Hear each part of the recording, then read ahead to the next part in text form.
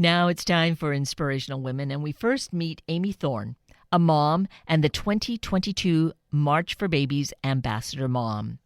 Amy joins us to share a very personal story about giving birth prematurely and the existence of the NICU, the Newborn Intensive Care Unit, that made a world of difference for her family's life. Amy Thorne, good morning. Thank you so greatly for being with us today.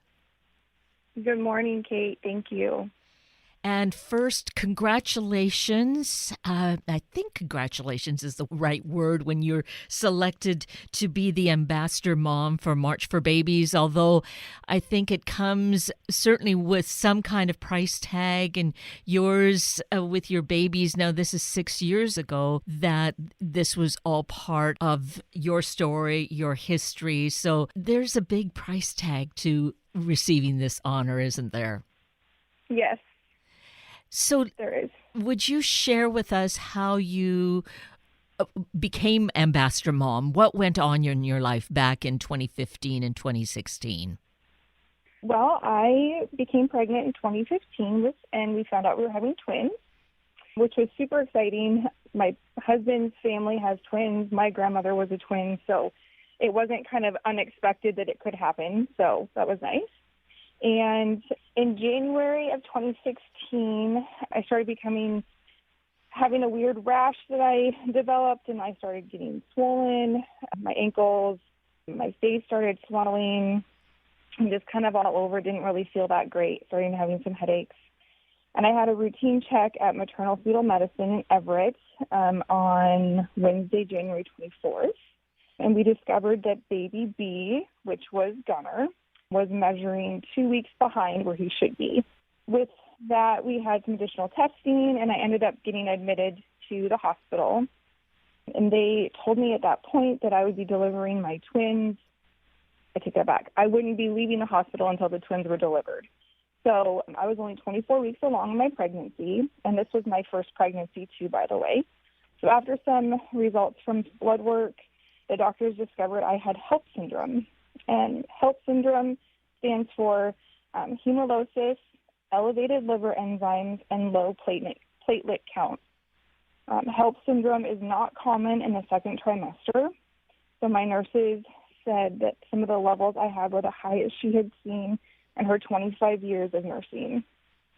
So at this point, I was told that I might be delivering my twins that night and was rushed down to Swedish First Hill in Seattle by ambulance, and my health was in so much danger, as well as the babies. And HELLP syndrome can only be basically help stopped with delivery of babies. There's medications, but in the next few days it was a complete blur. My levels were up and down, holding steady with some of the medicine I was receiving. I was getting blood taken from me every 2 to 4 hours so that they could check my levels to make sure I wasn't spiking again. But on the Friday night, my liver levels spiked really high again, and we knew that we had to get the babies out at that point. So they were delivered through an emergency C-section Saturday morning, February 27th at 1:22 and 1:23 a.m., and I was only 24 weeks and 5 days along. Gunner Fox came out at 1 pound, 0.9 ounces, and he was only 10.5 inches long. And Annalie Lorraine came out at 1 pound, 3.8 ounces, and she was 11.8 inches long. And they were both very tiny, but they came out squawking, so that was a good sign. That's very uncommon for babies born that early. So tiny. Were you able to hold them at that time, Amy? I was not. We were barely able to see them before they were rushed up to the NICU to start their care to see how they were doing. At that point, we weren't sure if the babies were going to live or what health issues they would have. I mean, I was thankful my husband was there and a rock star and totally was able to go upstairs with the kids in the elevators and such. And, I had the C-section and I was under such sedation that I had kind of didn't really know what was happening. but I was able to be awake during my C-section, thankfully, so I was able to see them before they were rushed upstairs. So, and I got into recovery, and I don't know how much time had passed. I was still very, very ill. They were watching me very closely to make sure that my health was okay, and I'm honestly really thankful to be here. Because, yes, your life was hanging in the balance. Yes, yeah. And on Yep. that note, Amy, the condition, it's called HELP? Yep. Yes. So this syndrome, was there something in your family history that predisposed you? Did they give you any insights about that? Nope. Not that I know of.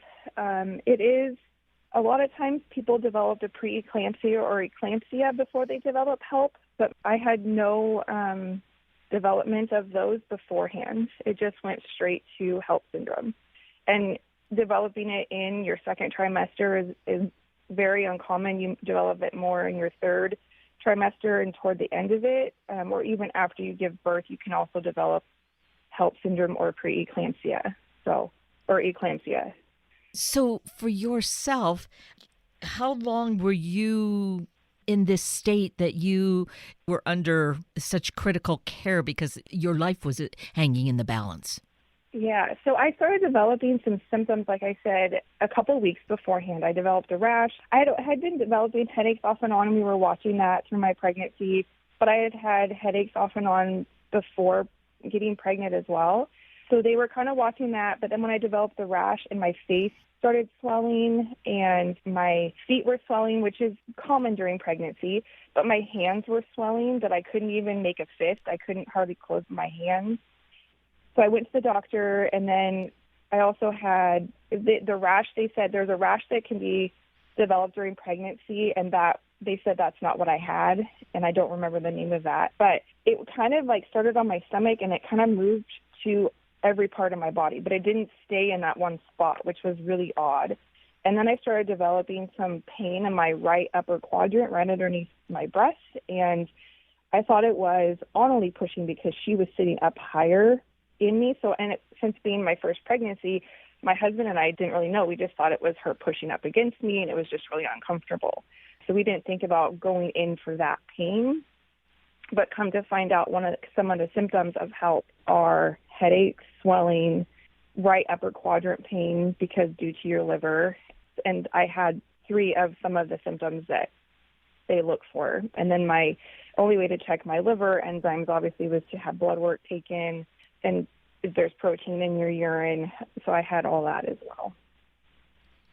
Oh, what a journey. So then Yes. you delivered the babies by C-section, and then how long were you in that kind of intense care before they realized, okay, you were going to come through this, you were going to be okay?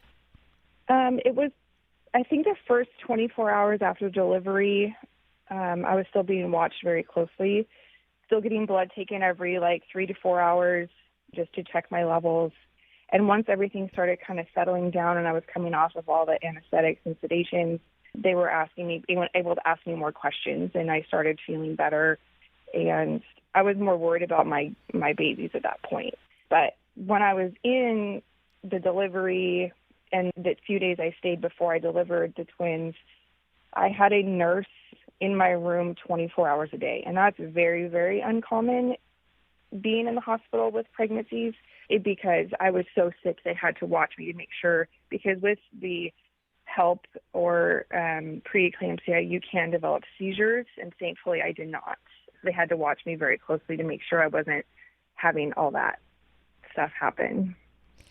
And you were brought to Swedish in Seattle from Everett because Seattle is the place that has the NICU unit. Is that correct? Everett has a NICU as well. I believe most hospitals do, but Swedish has a more intensive care NICU that are able to handle babies being born so prematurely. So the twins were considered micro-preemies, and most babies cannot live if they're born before 23, 24 weeks because they don't have their developmental in utero yet. And so that's why they transferred me down to Swedish, so myself and the babies could get the best care possible to help to see if they could survive and get through the birth process. And the days afterwards were very scary as well for them. Well, they were so tiny. It's hard to imagine them being just Yeah, a little more than a pound. We think about holding a pound of butter, and that's exactly. like, yes. So they were in the NICU, and then a challenge developed for Gunnar, right? Correct. Yes. So when they were rushed upstairs, both babies, we all had huge care teams. So each baby had a nurse, a doctor, well, more than one nurse, like 2 to 3 nurses and a doctor bouncing back and forth between two of them. And so thankfully we were able to get in a room in the NICU that they were in the same room. Swedish has an open room system, so there's 4 to 6 beds or possibly even more in each little unit. And they were able to be next to each other. But when they got them upstairs, they were placing like an IV PICC line into Gunnar, and his veins were so tiny that the smallest one that they had almost didn't work. So when that was happening, he developed a blood clot, and it settled into his right lower leg, and it started making it so that obviously there was no blood flow, and his foot, and his lower leg tissue started to die. And, we've learned that then later that same day that they were born that he would eventually probably lose his leg because of it. Or at least they didn't know at one point, like, if it was just going to be below the knee, above the knee, or how much they were really watching that closely. So. Oh, so one trauma on top of another trauma. Correct. And Annalie was holding her own. Yeah, she was very tiny as well. She was bigger than Gunnar. We had some meetings with the nurses. A NICU nurse came down to talk to us because they wanted to kind of explain to us what was happening, because we knew we would be delivering the twins within the next week once we got admitted down at Swedish. We had a nurse come down and talk to us, and she was like, it's kind of sad, but there's a thing that they say about, it's like a wimpy white boy syndrome, like the white Caucasian males that are born super early premature have a harder time with the process. So it was kind of funny. We kind of laughed about that at one point, like him being a little wimpy white boy. But, like you just kind of got to laugh. But Annalie definitely was bigger. And, that little bit of like 3 ounces is huge when your babies are that tiny. So the comparison to the two, she looked so much bigger than him. But, they were both having to have oxygen and the CPAP, oxygen ventilators, back and forth. She was able to feed within a couple of days.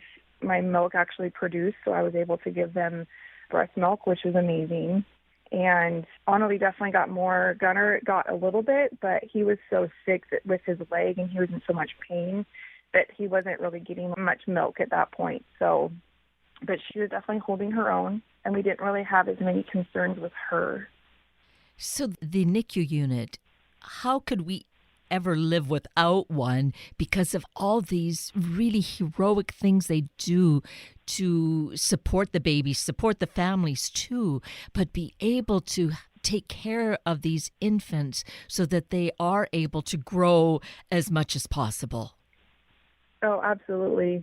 Yeah, we are so incredibly thankful for the Swedish NICU team and the Swedish in general, because without them, I wouldn't be here. And that's part of it And too. it's The just, mom, yes, you as the giving birth, your life was so hanging in the balance that it was obviously critical for you as well. Yeah. Yeah, and we are still close with several of the nurses that took care of our kids. So, we have that bond that they became our family. We saw them every single day we were there. And the tough, it's unbelievable how hard this is, that through this struggle, Gunnar didn't make it. Gunnar No. lost his life. Yes. Yes. So he just was fighting so hard, but with his leg, his leg and under his right knee ended up turning black, and the tissue was completely dead. And he developed MRSA because of the infection on his leg, and he was just very ill. He fought very, very hard, but he couldn't hold on. And he passed away at 34 days on March 31st. I am so sorry, Amy. To you, your Thank you. family. What a harsh thing to have to live through. We have our ups and downs, and we're very open with Annalie about it. And she talks about Gunnar all the time. And Gunnar's middle name was Fox, and so we have Fox stuff everywhere in our house. So we have a little fox stuffed animal that she takes with her everywhere, and when we have family pictures done, he's in our pictures with us.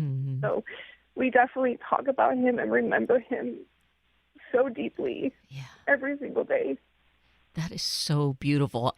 And I think, too, it's perhaps even deeper when it's twins. That I'm not a twin, but I understand this from twins, that there's such a deep, deep connection to honor and respect that with Annalie is just how important that is for her. Yeah, I'm still learning and trying to understand the twin bond so I can help her through the process. But it definitely is, there's something there. So the day that he passed away, Annalie's, her heart level just kept going up and down because she knew something wasn't right. Yeah. So, she could definitely tell something wasn't right with her brother, and there was something going on. And, unfortunately, because he had MRSA, we weren't able to put the kids together. So they never got to be together again after they were delivered because they were both so tiny and so sick. But the way her response that day, you could definitely tell she knew something was happening, which is amazing. It is amazing and important for us to really understand that exists and that you and her dad are respecting that and honoring that. Yeah. We love him so much, and it's a hard road for us some days, but he's taught us a lot. He fought really, really hard. I don't know you except to have met you now, and it causes me real emotion. For you, it's still alive, and I'm sure this will be the case probably your entire life, because it shows the love that's there for a tiny infant that didn't make it, and that love is so important to acknowledge. Yeah. Yep. And now Annalie is 6 years old. She is. She's in kindergarten. Yeah, Annalie ended up staying in the NICU for 134 days, coming home July 5th of 2016. So she came home with a G-tube because she was very stubborn and just didn't want to take her bottle. But thankfully, we didn't have to use the G-tube that much, so she was able to get it removed about a month before she turned 1 year old. But now she's in kindergarten and still very stubborn, very sweet, the sweetest little thing ever, very determined on things that she likes to do and wants to do and learn.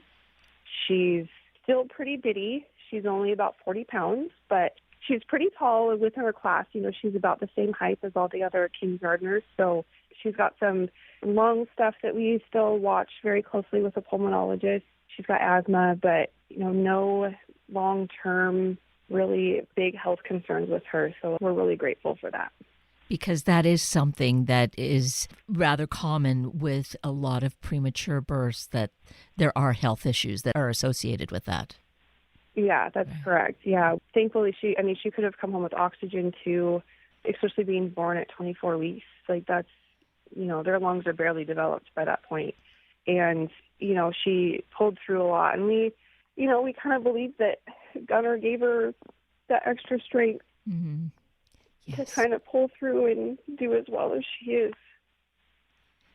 Yours is just such an incredible story, Amy. I am just deeply touched by all of it, that you are so willing to share it. I think it's important to share these stories because it really shows what goes on in life in general, and then the kinds of things with a NICU unit, having the March of Dimes and the March for Babies, where all of us can then support this important life-giving work that goes on through the hospitals, through the NICU. It's only through stories that we can really, I think, get an understanding. So we want to invite people to come out to the walk, right? Oh, absolutely. Yeah, we are so excited this year because it is finally back in person. With all the COVID stuff, it has not been in person since 2019. And this year, instead of having a walk, individual walks for Snohomish, King, and Pierce County, they combined it all to one, and it will be held at the Woodland Park Zoo on May 14th. So we're super excited coming down to the zoo, and then you get to spend the day at the zoo afterwards. So you get kind of a win-win. You get to support a fantastic cause, and you get to go have fun at the zoo, because who doesn't like to go to the zoo? So it'll be an amazing day. Really looking forward to it. A perfect family place, and perfect for you and your family, and a chance for all of us to see how we are this greater family all pulling together. Well, I'm in awe of you, Amy Thorne. I am grateful that you're willing to be so open and sharing of your story. I just wish only the best for you and your husband, for Anna Lee, and for the spirit of Gunner just surrounding all of us. That it just is an important model for the future. So again, Amy, thank you for taking this time to give us this view into your life. Yeah, thank you so much for the opportunity to share our story, share our journey, as we like to call it, because it's never ending, right? So, right. And I've learned that sharing our journey with other people has opened up other people to tell me that they've had a loss or a miscarriage or just something. So it's like it was people that I knew, and I didn't have any idea that it happened to them. So it's really opened up my heart and my, me being open to talk to people about this, and it's helping me as the process as well. You just never know what people go through, because sometimes it hurts to talk about it, but it's also good to talk about it. So we're thankful for the opportunity to be able to share our story with everybody as well, and to be, again, a part of such an awesome organization as March of Dimes is. Yes, thank you for that awareness and for, again, the gift you provide us in sharing your story and letting us be part of it and learn. So again, many thanks, Amy Thorne. Thank you. Haley Statema is the Donor Development Manager for March of Dimes in the Puget Sound, and she's here with some details and the invitation for us to join in this important life-saving effort of the March for Babies. First, though, she shares with us a story somewhat similar to Amy's about another mother wanting to help others. We met a mom. She also lost a baby out of a twin set, but her surviving baby is still in the NICU. She's on day 267. And she's like, how can I get involved? How can I share our story? How can I make the world better for parents? And it's like, I don't know that I would be able to walk around, let alone talk in such an open way about that situation. So it's so powerful to see these mothers like Amy and like this other mother able to talk about it in such a passionate way, so close to when it's happened. Yes, these stories really underscore the mission of March of Dimes and what March for Babies does, and why we all are part of it. We may not be directly involved. We may never have had that happen, but still it's part of our world. And just to see all this good work going on we need to be part of it. Yeah. And so with that being the case, of course, there is the March for Babies that's coming up. So tell us about that, if you would, please, Haley.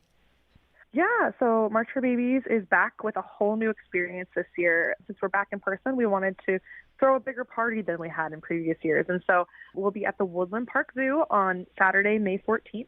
Gates will open at 8 a.m. and the day will end around 10:30. Participants will be encouraged to hang out at the zoo after the walk, and we're really excited and hoping that people bring out their whole families. But it's going to include a play place, a place to celebrate our NICU graduates, and another place to remember those that we have lost in the fight against prematurity. So it's going to be a really amazing day. And is this something that we should really register in advance for, or can we just show up? We're encouraging the people to register in advance because they will get more information the day before in an email from us, but they are absolutely welcome to do walk-up. And so how do we go about pre-registering or registering? Yeah, it's going to be marchforbabies.org/event/Western Washington. Great. So it's good to do that because that gives us access to a lot more important information. Also there, we will find that we can be part of the fundraising because fundraising is a really critical part of this. Yes, absolutely. So you can sign up at marchforbabies.com, and even if you aren't going to be coming to the walk, you can fundraise, and it connects to Facebook. So if you are a person that's on Facebook, you can really easily share a fundraiser that way, and it'll connect to your March for Babies account. And it's really important that people find and share like their connection to the mission, whether it's that you are a mom or a parent or you know someone that has struggled with infertility or pregnancy loss or maternal and infant health losses and things like that. Sharing your story will be why people want to participate and support you in your fundraising efforts, and it goes to supporting our overall goal of $334,000 raised in Western Washington. And the thing about raising these funds that's so critical, if I knew this, I certainly had forgotten that the statistics are really so high for premature births in the whole country, even here in the Northwest where we think we're so much healthier. But the statistics are still really high, like 1 in 10, I think. Yeah, Washington State is a little bit better than the rest of the country. In Washington State, 1 in 12 babies is born early, and we know that women of color and people that are in difficult socioeconomic statuses also tend to go into labor early, but we know that prematurity affects everybody regardless of who they are. So we never know how we might be connected. There's this thing of 6 degrees of separation. We perhaps know someone who knows someone. It's really a small community that way. And when we listen to Amy Thorne's story and her experience, you just never know when it might happen. And the fact that the NICU, that is kind of the place that receives so many of these funds, the NICU is so critical in the health of both the mothers and, of course, these little tiny babies that are born like at a pound weight. It's something that we truly should all want to be part of to make this better and healthier for everyone concerned. Yeah, absolutely. NICU Family Support is a really great resource, and it really focuses on making sure that our parents don't feel alone. Going through being in the NICU with a baby is a really, really isolating experience, and so we come alongside them and offer them companionship, materials, and also try to build out a community within the NICU. Obviously, due to COVID, our normal activities have been difficult to maintain, but we're really excited to be gathering with our NICU families at the walk and to bringing back NICU baby showers when it is safe to do so as well. So perfect. So let's mention the website again, because if we can't make it to the walk, then let's be sure to be part of the support and making a donation in whatever amount is comfortable for us. Yes, absolutely. That website is marchforbabies.org/event/Western Washington. Well, Haley, I am so grateful that we've had this chance to speak with a mom who shared with us her heart-wrenching experience, and for you to give us the details as to how we can be part of the support to make this all better. Yeah, absolutely. March of Dimes funds research, advocacy, support, and education around prematurity, birth defects, and infant and maternal loss. Thank you, Haley, for all this information. And all of us, let's band together to do what we can to support the work of the March of Dimes and eradicating premature births. That brings us to the end of a very full hour of Inspirational Women with Haley Statema and Amy Thorne, and Sunday Morning Magazine with Elaine Park. I'm Kate Daniels, your host, and I greatly appreciate you sharing this hour with me and these special guests. For details you might have missed or information you'd like to know, please just send me an email, kated@warm1069.com, and I will get right back to you. Also, if you'd like to listen again or share these important stories with your family and friends, find the podcast on our Warm 1069 webpage. Just click on the podcast tab, then either of the show names, and then look for the guest names. I now wish you and your family a day of honoring life, honoring mothers, being a force of positive change in the world. Have a week of the same, and then please plan to join me again next weekend for another hour of Sunday Morning Magazine and Inspirational Women on Warm 1069. And happy Mother's Day to all mothers.